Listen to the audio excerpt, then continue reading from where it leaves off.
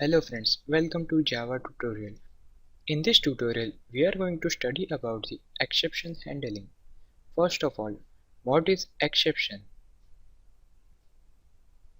Exceptions are the objects that defines the abnormal conditions that interrupts the normal flow of the program.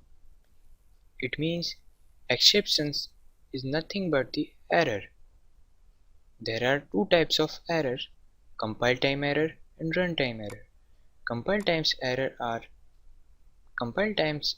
are syntax error or compile error, whereas runtime errors are exception. Class exception is subclass of base superclass throwable.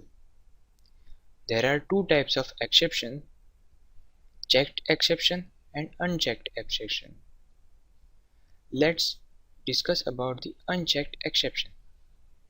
Unchecked exception must be extends runtime exception class or arithmetic exception class or null pointer exception class.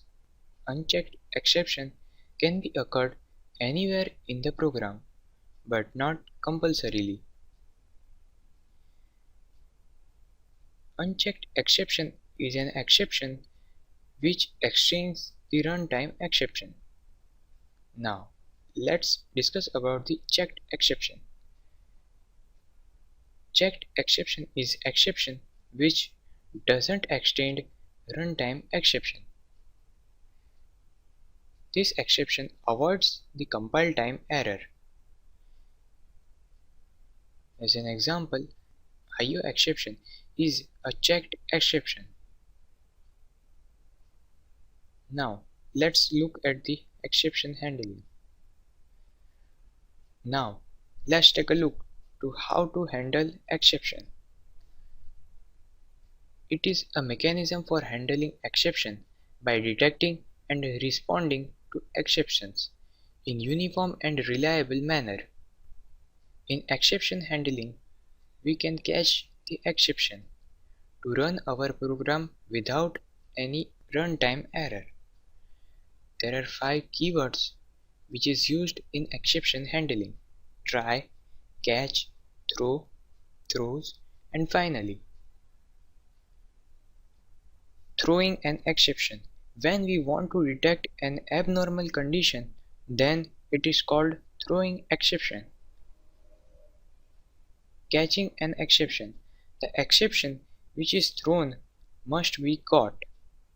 It is called catching an exception.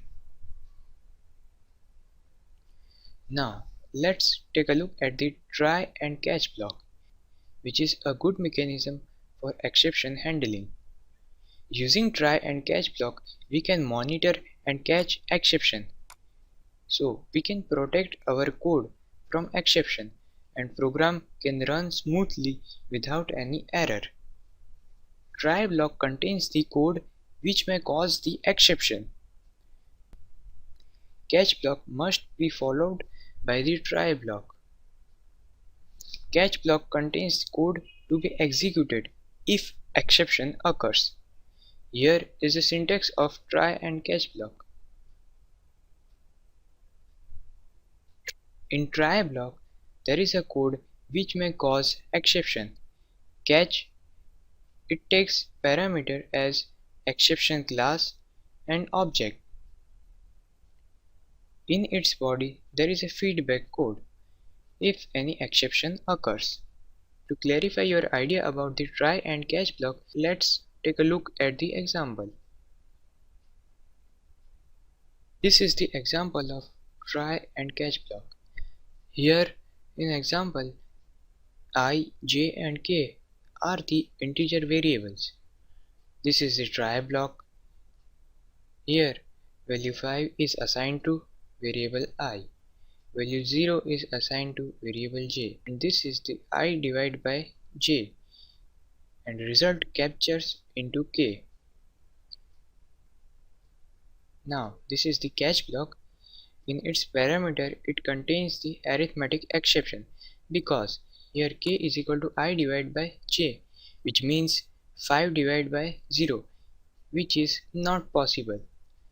which is an abnormal condition of maths. So here we can take arithmetic exception class, and this is the code to be executed if this exception occurs. Now let's run this program.